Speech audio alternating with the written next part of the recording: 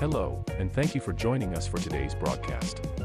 This broadcast is a product of Shrine Media, LLC. Unauthorized use, sale, or redistribution of this media in any form is strictly prohibited without the express written consent of Shrine Media. Radio and television mediums are encouraged to reach out. Thank you for tuning in. Enjoy the game.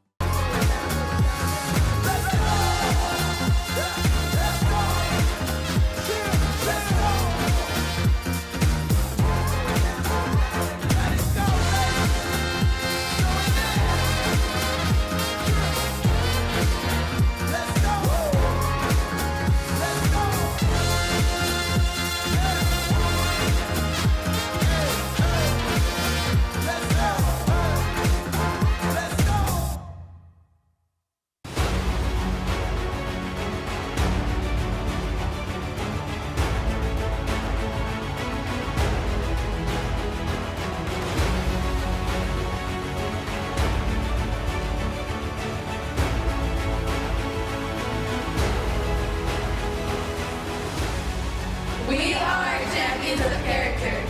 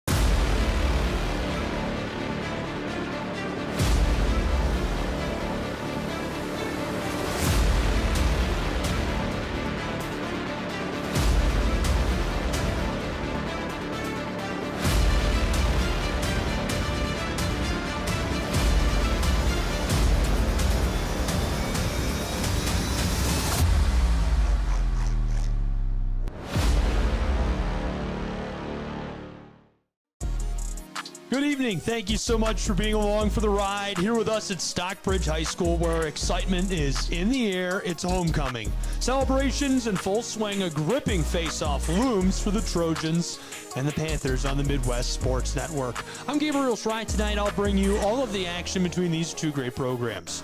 The Stockbridge Panthers, who are 2-5 on the season, are playing host to the Whitmore Lake Trojans, who are also 2-5 on the season. We'll talk nuts and bolts in a bit, but first some housekeeping. It's great to see the community out in full force here in small town America. Everyone's fired up, ready for kickoff, and we are as well here at MWSN. Quick introduction to me. If you don't know, I'm Gabriel Schrei. I've been announcing for 10 years now, class of 2013, alum of Stockbridge High School, and I'll do my best to deliver all of you a fully professional and unbiased product tonight, because I think it's a lot more fun that way. I'll have more Stockbridge Panthers and Whitmore Lake Trojans football as part of our pregame coverage in just a few moments here on the Midwest Sports Network. In life, things aren't scripted. If you're an athlete, we need people like you and translate those skills to officiating. You can get a lot out of it. It happens in every town, in every game. We never have a perfect game, but the rewards always outweigh the negativities.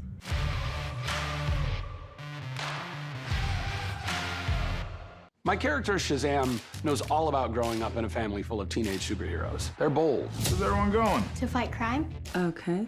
Adventurous. Shazam! There's never a dull moment. And no matter what happens, they'll always have your back. All they need is a place to grow and be themselves. And the best part is, you don't have to be a superhero to adopt a teen. Learn more about adopting a teen from foster care. Visit adoptuskids.org. You can't imagine the reward.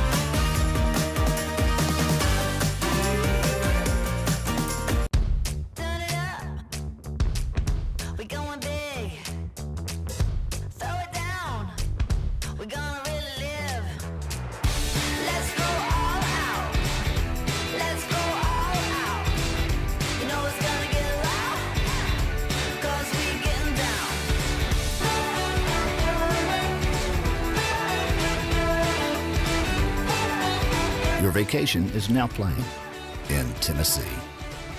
Hi, I'm Smokey Bear, and I made an assistant to help you prevent wildfires. Dude, I've got this. I've been camping since I was 5 years old. But I am a camping influencer. You know what? I'll bet you $5. Okay.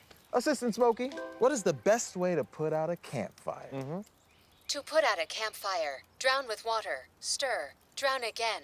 Then make sure the fire is out cold by feeling with the back of your hand. Wait, really? I'll take the $5. Welcome back to our pregame coverage at Stockbridge High School. Excitement in the air. It's homecoming. Celebrations are in full swing for the Panthers. Thank you for being with us tonight on the Midwest Sports Network. I'm Gabriel Schrei, bringing you all of the action between these two great programs. Before we dive into pregame, game time predictions, stats, more as part of homecoming, I'd like to tell you a bit about the village of Stockbridge. The village of Stockbridge first settled in 1835, home to over just 1,200 residents. When the first settlers arrived in the area in 1835, Elijah Smith laid out a town site. Smith proposed the name Pekin for this new town. Before the plat was registered as Pekin, Silas Beebe bought out Elijah Smith at a cost of $25 an acre. Accounting for inflation, that would be the equivalent to just over $700 an acre today. He paid just $2,500 in 1835. Which would still only be $72,839 today. Mr. Beebe, along with Ira Wood, added 20 acres to the original 80-acre plat and registered it with the County Register of Deeds in 1843. The original village extended street on the north side to Rice Street on the south, and from Wood Street on the west to William Street on the east. The village was not formally incorporated by the state of Michigan until 1889. Beebe bought the town site because he felt the railroad was about to come through where we are now. Smith sold the town site because he knew the railroad wasn't about to come through. Smith turned out to be the one who was right, and his gamble paid off, as the railroad didn't arrive in the village of Stockbridge until 1883. The arrival of the railroad ushered in what became called the boom times for the village. The business district rapidly expanded, and Stockbridge became a commercial center for the area. Electricity came to the village in 1910. Electricity was originally only available in the business district, and even then, only in the evening. Gradually, residential customers were added, and 24-hour service became available by 1912. Natural gas came to Stockbridge in 1951, a full 40 years later. The first fire department in the area was a volunteer fire department organized in 1889, shortly after the burning of the hotel. This fire department was equipped with a two-man pump and hose which could throw water at fairly high pressure. Telephone service came to the village in the 1890s with the installation of a payphone in the W.E. Brown store on East Main Street. Expansion of the telephone service came slowly, and the Rural Telephone Company came into being in 1931, but the system didn't really become satisfactory until the early 1950s. I love it. So fun. That's the history of the village, all in the spirit of homecoming. The parade was great. The American Legion, the police department, homecoming court, third grade Panthers soccer, youth football, Stockbridge EMS, and fire, and so much more. Stay tuned. We'll be back, and I'll have some of the nuts and bolts of these two programs. It's almost game time here on the Midwest Sports Network.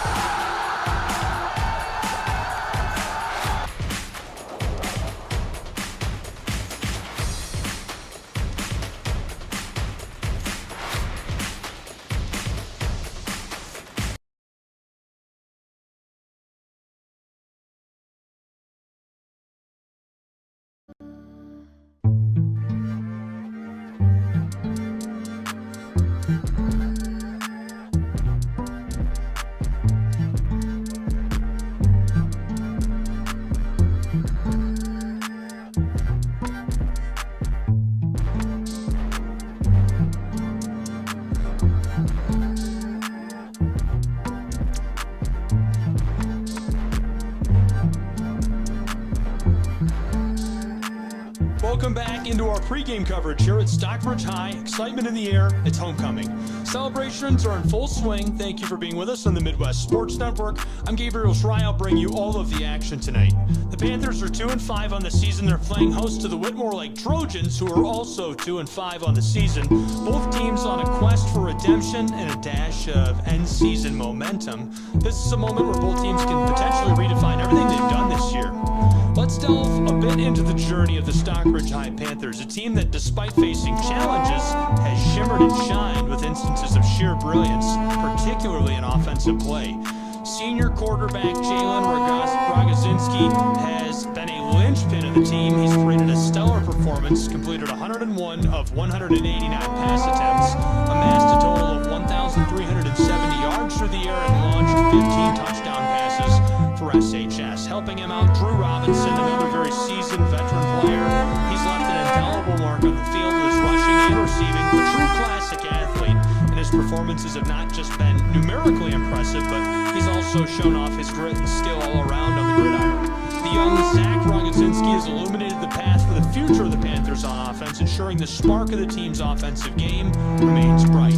As we glance over at the Whitmore Lake Trojans, a team similarly navigating through the waves of their season, their defensive record speaks of challenges faced. The Trojans' recent victory against Lutherans, it bears a testament to their potential to unleash a storm of offensive prowess when their strategies fall seamlessly into place. Intriguingly, the historical data sketches a canvas of balanced comparison between Stockbridge and Whitmore. Each team has been 2-2 in the all-time series between these two high schools, so it really weaves a tale of whoever wins this will become the all-time leader in this series with a record of 3-2. Amidst the cheer of homecoming, you're imagining your home field advantage during a game like this. Rogozinski's arm strength and strategic connections with formidable receivers like Robinson. Whitmore Lake, on the other end, is going to fortify their defense and attempt to weave a web to entangle Stockbridge potent offensive plays. They'll have to maximize on their offensive chances as well when they get down the field. And really, I think a big key factor tonight, something that I've been watching all day, is the weather. If it rains, Stockbridge, who's a pass-heavy offense, might struggle to move the ball against the Trojans, who are all about pound and ground, old-fashioned bunch set.